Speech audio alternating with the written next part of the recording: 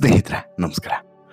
ನಮ್ಮ ಈ social media ಯುಗ ಎಷ್ಟು ಒಳ್ಳೆಯದೋ ಅಷ್ಟೇ ಅಪಾಯಕಾರಿ ಅನ್ನೋದಕ್ಕೆ ಇದೊಂದು ಸುದ್ದಿ ಸಾಕ್ಷಿ. ಎಲ್ಲರೂ ಕೂಡ ಭಾನುವಾರ ಬಂತು ಅಂತ ಹೇಳಿದ್ರೆ ತಮ್ಮದು ಇಷ್ಟವಾದಂಥ ಫುಡ್ಡುಗಳನ್ನು ಸವಿಯುವಂಥದ್ದು ಕಾಮನ್. ಅದರಲ್ಲೂ ಕೂಡ ಈ ಸೆಲೆಬ್ರಿಟೀಸ್ಗಳಾಗಿರ್ಬೋದು ಅಥವಾ ಈ IT ಫೀಲ್ಡಲ್ಲಿ ಇರುವಂಥವ್ರಾಗಿರ್ಬೋದು ಅಥವಾ ಬೆಂಗಳೂರು, ಈ ಮೈಸೂರು, ಮಂಗಳೂರು ಈ ಭಾಗದಲ್ಲಿರುವಂಥವ್ರು ಅಥವಾ ಯಾವುದೇ ಭಾಗದಲ್ಲಾದರೂ ಕೂಡ ಭಾನುವಾರದ ದಿನ ಎಲ್ಲಾದರೂ ಹೋದರೆ ಒಂದು ಸ್ಪೆಷಲ್ ಆದಂಥ ಫುಡ್ಡನ್ನು ಅಲ್ಲಿ ಟೇಸ್ಟ್ ಮಾಡುವಂಥದ್ದು ಕಾಮನ್. ಒಂದಷ್ಟು ಜನರಿಗೆ ಅದೊಂದು ಹಾಬಿ. ಅದೇ ರೀತಿ ಮೈಸೂರಿಗೆ ಹೋದಂಥವ್ರು ಸಾಮಾನ್ಯವಾಗಿ ಈ ಮಟನ್ ಬಿರಿಯಾನಿಗಳನ್ನು ತಿಂತಾರೆ. ಬಟ್ ಇಲ್ಲಿ ಮ್ಯಾಟ್ರ್ ಏನು ಅಂತ ಹೇಳಿದ್ರೆ, ಲಿಂಗಾಯತರಾದಂತಹ ಡಾಲಿ ಧನಂಜಯ್ ಮಟನ್ ತಿಂದರು ಅನ್ನುವಂಥದ್ದು ದೊಡ್ಡ ಸುದ್ದಿ. ಎಷ್ಟು ದೊಡ್ಡ ಸುದ್ದಿ ಅಂತ ಹೇಳಿದ್ರೆ, ಸೋಷಿಯಲ್ ಮೀಡಿಯಾ ಓಪನ್ ಮಾಡಿದ್ರೆ ಬರೀ ಡಾಲಿಗೆ ವಿರುದ್ಧವಾದಂಥ ಸುದ್ದಿಗಳೇ, ಒಂದಷ್ಟು ಜನ ಪರವಾದಂಥ ಸುದ್ದಿಗಳು. ಅಬ್ಬಬ್ಬಬ್ಬಬ್ಬಬ್ಬ, ದೇಶದ ದೊಡ್ಡ ಸಮಸ್ಯೆ ಬಗ್ಗೆ ಚರ್ಚೆ. ಅಂದರೆ ಡಾಲಿ ಮಟನ್ ತಿಂದಿದೆ ದೊಡ್ಡ ಸಮಸ್ಯೆ ದೇಶದ್ದು, ಅಷ್ಟು ದೊಡ್ಡ ಚರ್ಚೆ.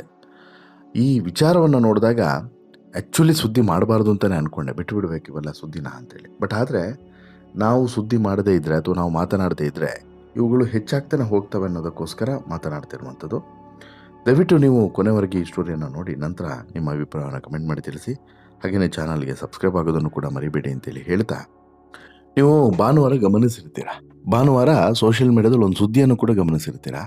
ಅದೇನು ಅಂತ ಹೇಳಿದ್ರೆ, ಮೊದಲಿಗೆ ಡಾಲಿ ಧನಂಜಯ್ ಅವರು ಒಂದು ಹೋಟೆಲಿಗೆ ಹೋಗಿಬಿಟ್ಟು ಅಲ್ಲಿ ಊಟವನ್ನು ಮಾಡುವಂತಹ ವಿಡಿಯೋವೊಂದನ್ನು ಹಂಚಿಕೊಳ್ತಾರೆ.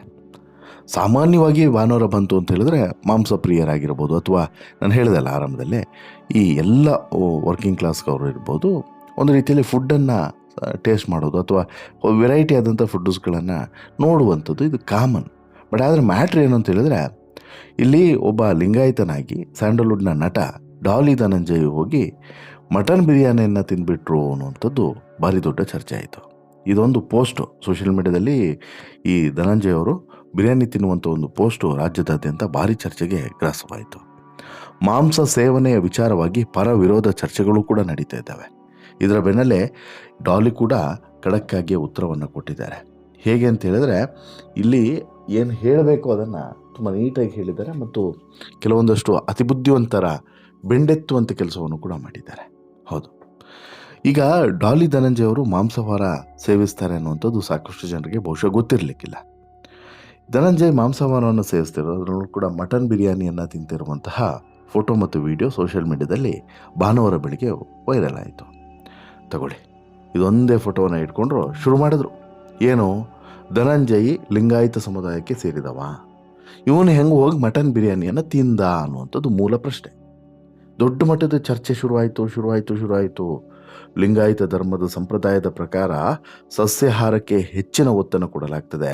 ಈ ಹಿನ್ನೆಲೆಯಲ್ಲಿ ಒಂದಷ್ಟು ಜನ ನೆಟ್ಟಿಗರು ಲಿಂಗಾಯತರಾಗಿ ಮಾಂಸಾಹಾರ ಸೇವಿಸೋದು ಸರಿಯೇನ್ರಿ ಅಂತ ಹೇಳ್ಬಿಟ್ಟು ಪ್ರಶ್ನೆಯನ್ನು ಎತ್ತೇ ಬಿಟ್ಟರು. ಧರ್ಮದ ಚೌಕಟ್ಟಿನಲ್ಲಿ ಮಾಂಸಾಹಾರ ಸೇವನೆಯನ್ನು ವಿರೋಧಿಸಿ ಕೆಲವರು ಕಮೆಂಟ್ಗಳನ್ನು ಮಾಡಿದ್ರು. ಇನ್ನೂ ಕೆಲವರು ಧನಂಜಯ್ ಬೆನ್ನಿಗೂ ಕೂಡ ನಿಂತರು. ಅಲ್ಲಿಗೆ ಶುರುವಾಯಿತು ನೋಡಿ ಪರ ವಿರೋಧ ಚರ್ಚೆ. ಸೋಷಿಯಲ್ ಮೀಡಿಯಾದಲ್ಲಿ ಭಾರಿ ದೊಡ್ಡ ಚರ್ಚೆಗೂ ಕೂಡ ಇದು ಕಾರಣವಾಯಿತು. ಆ್ಯಕ್ಚುಲಿ ನಟ ಧನಂಜಯ್ ಅವರು ಮಟನ್ ಬಿರಿಯಾನಿಯನ್ನು ಬಾಳೆಯಲ್ಲಿ ಸವಿದಿದ್ದಾರೆ. ಇದು ಅವರ ತುಂಬ ಇಷ್ಟದ ಆಹಾರ ಅಂತಲೂ ಕೂಡ ಅವರು ಹೇಳ್ಕೊಂಡಿದ್ದಾರೆ. ಜೊತೆಗೆ ತುಂಬ ಖುಷಿಯಿಂದನೇ ಊಟ ಮಾಡಿದ್ದಾರೆ. ಯಾವುದೇ ಸಂಕೋಚಕ್ಕೋ ಅಥವಾ ಯಾರದೋ ಒತ್ತಾಯಕ್ಕೋ ಊಟ ಮಾಡಿರೋ ರೀತಿಯಲ್ಲಿ ಕಾಣಿಸ್ತಿಲ್ಲ. ಆದರೆ ಇದು ಲಿಂಗಾಯತರಿಗೆ ಭಾರಿ ದೊಡ್ಡ ಅಪಮಾನ ಮಾಡ್ದಂಗೆ ಆಯ್ತಂತೆ. ಇದರ ಬಗ್ಗೆ ಚರ್ಚೆಗಳು ಶುರುವಾಯಿತು. ಇದರ ಬಗ್ಗೆ ಪರ ವಿರೋಧ ಚರ್ಚೆಗಳು ಕೂಡ ಶುರುವಾದವು. ಇದಕ್ಕೆ ಪರವಾಗಿಯೂ ಕೂಡ ಒಂದಷ್ಟು ಜನ ನಿಂತರು. ಯಾರ ಪರವಾಗಿ? ಡಾಲಿ ಪರವಾಗಿ. ಆಹಾರ ಸೇವನೆ ಅನ್ನೋದು ಅವರವರ ಹಕ್ಕು, ಇದಕ್ಕೆ ವಿರೋಧ ಮಾಡೋದು ಸರಿಯಲ್ಲ.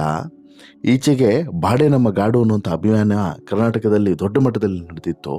ಇದೀಗ ಧನಂಜಯ್ ಅವರ ವಿಚಾರದಲ್ಲಿ ಸೋಷಿಯಲ್ ಮೀಡಿಯಾದಲ್ಲಿ ಈ ವಿಡಿಯೋವನ್ನು ವೈರಲ್ ಮಾಡುವಂಥದ್ದು ಮತ್ತು ಕೆಟ್ಟದಾಗಿ ಇದರ ಬಗ್ಗೆ ಒಂದಷ್ಟು ಕಮೆಂಟ್ಸ್ಗಳನ್ನು ಮಾಡುವಂಥದ್ದು ತಪ್ಪಾಗ್ತದೆ ಎನ್ನುವಂಥದ್ದು ಕೆಲವರ ಅಭಿಪ್ರಾಯ ಆಯಿತು. ಇನ್ನು ಡಾಲಿ ಧನಂಜಯ್ ಅವರು ಮಾಂಸಾಹಾರ ಸೇವನೆ ಮಾಡಿರುವಂತಹ ವಿಚಾರದಲ್ಲಿ ಈ ಚರ್ಚೆಯಲ್ಲಿ ಒಂದಷ್ಟು ಗಂಭೀರವಾದಂಥ ವಿಚಾರಗಳು ಕೂಡ ಹೊರಗಡೆ ಬರೋದಕ್ಕೆ ಶುರುವಾದವು. ಜನರು ಒಂದು ರೀತಿಯಲ್ಲಿ ಈ ಎಲ್ಲ ವಿಚಾರಗಳ ಬಗ್ಗೆ ತುಂಬ ಸೂಕ್ಷ್ಮಮತಿಯರಾಗ್ತಿದ್ದಾರೆ. ಕೆಲವು ವಿಚಾರಗಳನ್ನು ನಾವು ಹೀಗೆ ನೋಡಬೇಕು, ಹಾಗೆ ಸುಮ್ಮನೆ ಇದ್ಬಿಡಬೇಕು, ಅದು ಬೆಟರ್. ಬಟ್ ಇಲ್ಲಿ ಒಂದಷ್ಟು ಜನರ ರೋಗನೇ ಅರ್ಥ ಆಗ್ತಿಲ್ಲ. ಇಂತಹ ಮನಸ್ಥಿತಿಯಿಂದ ಜನ, ಅದರಲ್ಲೂ ಕೂಡ ಕನ್ನಡಿಗರು ಹೊರಬರೋದಕ್ಕೆ ಸಾಧ್ಯವೇ ಇಲ್ವಾ ಅಂತಲೂ ಕೂಡ ಅನ್ನಿಸ್ತಿದೆ ಅಂತಲೂ ಕೂಡ ಕೆಲವರು ಹೇಳ್ತಾ ಇದ್ದಾರೆ. ಡಾಲಿ ಧನಂಜಯ್ ನಾನ್ ವೆಜ್ ತಿಂದ ತಕ್ಷಣ ವಿಭೂತಿ ಹಚ್ಕೊಂಡು ಮದುವೆ ಆದದ್ದು ಖುಷಿಯಾಗಿತ್ತು.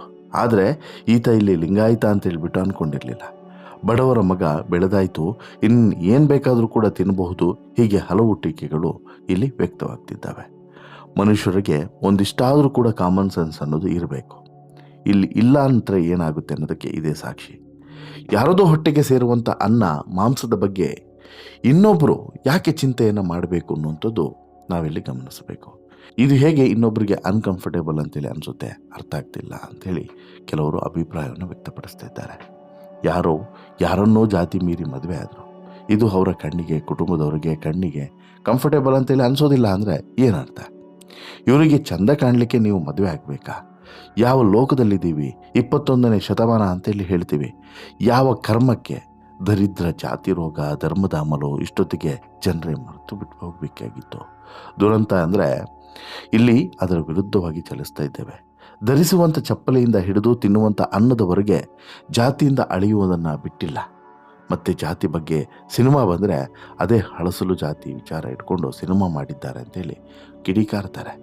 ಇಂಥವರನ್ನು ಇಟ್ಕೊಂಡು ಸಮಾಜದ ಸುಧಾರಣೆ, ಬದಲಾವಣೆ ಹೇಗೆ ಸಾಧ್ಯ ಅನ್ನುವಂಥದ್ದು ಇಲ್ಲಿ ಕೆಲವರ ಪ್ರಶ್ನೆ. ಇನ್ನು ನೀವು ತಿನ್ನುವಂಥ ಆಹಾರ ನಮ್ಮ ಕಣ್ಣಿಗೆ ಹಿತವಾಗಿರಬೇಕು. ನಿಮ್ಮ ತಟ್ಟೆಯಲ್ಲಿರುವಂತಹ ಎಲ್ಲವೂ ಕೂಡ ಜಾತಿಯ ಮಿತಿಯೊಳಗಿರಬೇಕು, ಅದನ್ನು ಮೀರಿ ಹೋಗಬಾರ್ದು. ನಿಮ್ಮ ಮದುವೆಯೂ ಕೂಡ ಹಾಗೆಯೇ ನಾವು ನಿರೀಕ್ಷಿಸಿದ ಹಾಗೆ ನಡಿಬೇಕು. ನೀವು ಶಾಸ್ತ್ರ ತಪ್ಪಿರಬಾರ್ದು. ಜಾತಿ ಒಳಗಿನ ಹೆಣ್ಣನ್ನೇ ಗಂಡನ್ನೇ ಮದುವೆ ಆಗಬೇಕು. ನಮ್ಮ ಕಣ್ಣಿಗೆ ಅದು ಹಿತ. ಅದು ಬಿಟ್ಟು ನೀವು ಜಾತಿಯಿಂದ ಆಚೆಗೆ ಬೇರೆಯವರನ್ನು ಮದುವೆ ಆಗೋದು ಕಣ್ಣಿಗೆ ಕಿರಿಕಿರಿ. ಮದುವೆ ಆದಮೇಲೂ ಕೂಡ ನೀವು ಹೇಗೆ ಬದುಕ್ತೀರಿ ಅಂತೇಳಿ ಸ್ವಂತ ಕುಟುಂಬದವರಿಗೂ ಕೂಡ ಬೇಕಾಗಲ್ಲ. ಇದು ಜಾತಿ ರೋಗದ ದೊಡ್ಡದೊಂದು ದುರಂತ ಅಂತೇಳಿ ಕೆಲವರು ಅಭಿಪ್ರಾಯವನ್ನು ವ್ಯಕ್ತಪಡಿಸ್ತಾ ಇದ್ದಾರೆ. ಸೋಷಿಯಲ್ ಮೀಡಿಯಾದಲ್ಲಿ ಸನಾತನ ಅನ್ನುವಂತಹ ಖಾತೆಯಿಂದನೂ ಕೂಡ ಡಾಲಿ ಧನಂಜಯ್ ಅವರ ಮಾಂಸಾಹಾರ ಸೇವನೆಯನ್ನು ವಿರೋಧಿಸುವಂಥ ಪೋಸ್ಟ್ಗಳು ಕೂಡ ಈಗ ವೈರಲ್ ಆಗ್ತಿದ್ದಾವೆ. ಅಂದರೆ ಒಂದು ವರ್ಗ, ನಾನು ಕಂಪ್ಲೀಟಾಗಿ ಹೇಳಬೇಕು ಅಥವಾ ಓಪನ್ ಆಗೇ ಹೇಳಬೇಕು ಅಂತ ಹೇಳಿದ್ರೆ ಒಂದು ವರ್ಗ. ಯಾವ ವರ್ಗ? ಈ ನಾನ್ ವೆಜ್ಜನ್ನು ತಿನ್ನದಂಥ ವರ್ಗ ಡಾಲಿ ನಾನ್ ವೆಜ್ ತಿನ್ನೋದನ್ನು ವಿರೋಧಿಸ್ತಾ ಇದೆ. ಅದರಲ್ಲೂ ಕೂಡ ಎಲ್ಲರ ಅಲ್ಲ, ಕೆಲವರು. ಯಾಕೆ? ಇಷ್ಟೇ, ಡಾಲಿ ಲಿಂಗಾಯತ ಅನ್ನುವಂಥ ಕಾರಣಕ್ಕೋಸ್ಕರ ಆತ ತಿನ್ನುವಂತಿಲ್ಲ ನಾನ್ ವೆಜ್ಜನ್ನು ಅಂತೇಳಿ. ನೋಡಿ, ಒಂದು ತಿಳ್ಕೊಬೇಕು, ಅವರವರ ಆಹಾರ ಪದ್ಧತಿ, ಅವರವರ ಫ್ರೀಡಮ್. ಅವ್ರಿಗೆ ಏನು ತಿನ್ನಬೇಕು ಅನಿಸುತ್ತೋ ಅದನ್ನು ಅವರು ತಿಂತಾರೆ. ಅವ್ರಿಗೇನೋ ಕೂಡ ತಿನ್ನಿಸೋದು ಬೇಡ ಅಂತಿಲ್ಲ ಅನ್ಸಿದ್ರೆ ಏನೋ ಕೂಡ ತಿನ್ನೋದಿಲ್ಲ, ಅಷ್ಟೇ, ಸಿಂಪಲ್. ಅದನ್ನು ಬಿಟ್ಕೊಂಡು ಇಲ್ಲ ಆತ ತಿನ್ನಲೇಬಾರ್ದು, ತಿಂದಿದ್ದರಿಂದ ಜಾತಿ ಬಿಡಬೇಕಾಗುತ್ತೆ, ಹಾಗೆ ಹೀಗೆ ಅಂತೇಳಿ ಬಿಟ್ಟು ಹೇಳೋದು ಎಷ್ಟು ಸರಿ ಅನ್ನೋದು ಈಗ ನಾವಿಲ್ಲಿ ಅರ್ಥ ಮಾಡ್ಕೊಳ್ಬೇಕು. ಒಂದು. ಎರಡನೇದು, ಈಗ ಒಬ್ಬ ವ್ಯಕ್ತಿ ಆತನಿಗೆ ಇಷ್ಟವಾದಂತಹ ಸಸ್ಯನೋ ಮಾಂಸನೋ ಏನೋ ಅಂತ ತಿಂತಾನೆ. ಹಾಗಾದರೆ ಸಸ್ಯಕ್ಕೆ ಜೀವ ಇಲ್ವಾ? ಸಸ್ಯಾಹಾರ ತಿನ್ನುವಾಗ ಸಸ್ಯಕ್ಕೆ ಜೀವ ಇಲ್ವಾ? ಅವಾಗ ಜೀವ ಬರುತ್ತೆ, ಇವಾಗ ಜೀವ ಇರೋದಿಲ್ಲ. ಏನು ಲಾಜಿಕ್ಗಳು ಒಂದು ಕೂಡ ಗೊತ್ತಾಗಲ್ಲಪ್ಪ.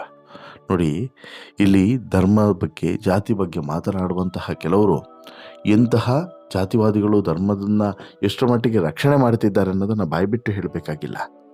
ಇವರೆಲ್ಲರೂ ಕೂಡ ಭಾಷಣ ಮಾಡ್ತಾರಲ್ಲ, ನಂತರ ಹೋಗೋದು ಮಾಡೋದು, ಯಾವುದನ್ನು ಮಾಡಬೇಡಿ ಅಂತೇಳಿ ಹೇಳಿರ್ತಾರೆ ಅದೇ ಕೆಲಸವನ್ನು ಮಾಡೋದ್ರಿ. ಅಂತಹ ಸಾಕಷ್ಟು ಉದಾಹರಣೆಗಳನ್ನು ನಾನು ನೋಡಿದ್ದೀನಿ. ಬಟ್ಟು ಲಿಂಗಾಯತ್ಸು ನಾನ್ ವೆಜ್ ತಿನ್ನಬಾರ್ದು ಅಂತೇಳಿ ಎಲ್ಲೂ ಕೂಡ ಇಲ್ಲ. ಅದೊಂದು ನಂಬಿಕೆ, ಅದೊಂದು ಪ್ರೀತಿ, ಅದೊಂದು ವಿಶ್ವಾಸ, ಅಷ್ಟೇ ಬಿಟ್ಟರೆ ಬೇರೆ ಏನೂ ಕೂಡ ಇಲ್ಲ ಅನ್ನೋದು ಕೂಡ ಸತ್ಯ. ಇಲ್ಲಿ ಡಾಲಿ ನಾನ್ ವೆಜ್ ತಿಂದಿದ್ದೇ ದೊಡ್ಡ ವಿಚಾರ ಆದರೆ ಅದಕ್ಕಿಂತ ದೊಡ್ಡ ದುರಂತ ಮತ್ತೊಂದಿಲ್ಲ ಅನ್ನೋದನ್ನು ಕೂಡ ನಾವಿಲ್ಲಿ ಅರ್ಥ ಮಾಡ್ಕೋಬೇಕು. ಯಾವತ್ತೂ ಕೂಡ ಇನ್ನೊಬ್ಬರ ಆಹಾರ ಪದ್ಧತಿಯ ಬಗ್ಗೆ, ಇನ್ನೊಬ್ಬರ ಕಲ್ಚರ್ ಬಗ್ಗೆ ನಾವು ಪ್ರಶ್ನೆಯನ್ನು ಕೂಡ ಮಾಡಬಾರ್ದು, ಅದರ ಬಗ್ಗೆ ಕಮೆಂಟ್ಸ್ ಕೂಡ ಮಾಡಬಾರ್ದು. ದೊಡ್ಡ ತಪ್ಪಾಗ್ತದೆ. ಅವರವರ ಆಹಾರ ಪದ್ಧತಿ ಅವರಿಗೆ ಬೆಸ್ಟ್. ಅದಕ್ಕೆ ಡಾಲಿ ಹೇಳಿರೋದು ನೋಡಿ, ತುಂಬ ಚೆನ್ನಾಗಿ ಹೇಳಿದ್ದಾರೆ ಡಾಲಿ. ಉತ್ತರವನ್ನು ಕೊಡುವಂಥ ಸಂದರ್ಭದಲ್ಲಿ ಡಾಲಿ ಒಂದು ಸುಂದರವಾದಂಥ ಕವನದ ರೂಪದಲ್ಲಿ ಬರೆದು ಹಾಕಿಬಿಟ್ಟಿದ್ದಾರೆ ಸೋಷಿಯಲ್ ಮೀಡಿಯಾದಲ್ಲಿ. ಇದು ಸಾಕಷ್ಟು ಜನರಿಗೆ ಒಳ್ಳೆಯದೊಂದು ಉತ್ತರ. ಯಾಕಂತ ಹೇಳಿದ್ರೆ ಇಲ್ಲಿ ಆಹಾರ ಪದ್ಧತಿಯನ್ನು ಟೀಕಿಸ್ತಿರುವಂತಹ ಇವರಿಗೆ ಇಂಥದ್ದೇ ಉತ್ತರದ ಅವಶ್ಯಕತೆ ಇತ್ತು. ಈ ಉತ್ತರ ಎಷ್ಟರ ಮಟ್ಟಿಗೆ ಅರ್ಥಗರ್ಭಿತವಾಗಿದೆ ಅನ್ನೋದಕ್ಕೆ ಸಾಕ್ಷಿ ಇದು ನೋಡಿ. ಇಲ್ಲಿ ಅವ್ರು ಹೇಳ್ತಾರೆ, ಚಂದ ಕೋಳಿ ಸಾರು ಅಷ್ಟೇ ಚಂದ ಕೀರು, ನನ್ನ ರುಚಿ ನಂದು ನಿನ್ನ ರುಚಿ ನಿಂದು. ಚಂದ ಸುಟ್ಟ ಮೀನು ಅಷ್ಟೇ ಚಂದ ಗಿಣ್ಣು, ನನ್ನ ರುಚಿ ನಂದು ನಿನ್ನ ರುಚಿ ನಿಂದು. ಹಸಿವು ದ್ಯಾವರಲ್ವ, ಹಸಿರು ದ್ಯಾವರಲ್ವ, ರುಚಿಯೂ ದ್ಯಾವರಲ್ವ. ಮಾಂಸಾಹಾರ ಕೀಳು ಅಲ್ಲ, ಅದು ಒಬ್ಬರ ಆಹಾರ ಪದ್ಧತಿ, ಗೌರವ ಇರಲಿ. ನನ್ನ ರುಚಿ ನಂದು ನಿನ್ನ ರುಚಿ ನಿಂದು ಅನ್ನುವಂಥ hashtag my food choice is my food my choice ಅನ್ನುವಂಥದ್ದು ಹ್ಯಾಶ್ಟ್ಯಾಗನ್ನು ಹಾಕಿ ಇಲ್ಲಿ ಮಾಂಸಾಹಾರ ಸೇವನೆ ಮಾಡಿದ್ದನ್ನೇ ತಪ್ಪು ಅಂತೇಳಿ ಹೇಳಿದವ್ರಿಗೆ ಉತ್ತರವನ್ನು ಕೊಟ್ಟಿದ್ದಾರೆ.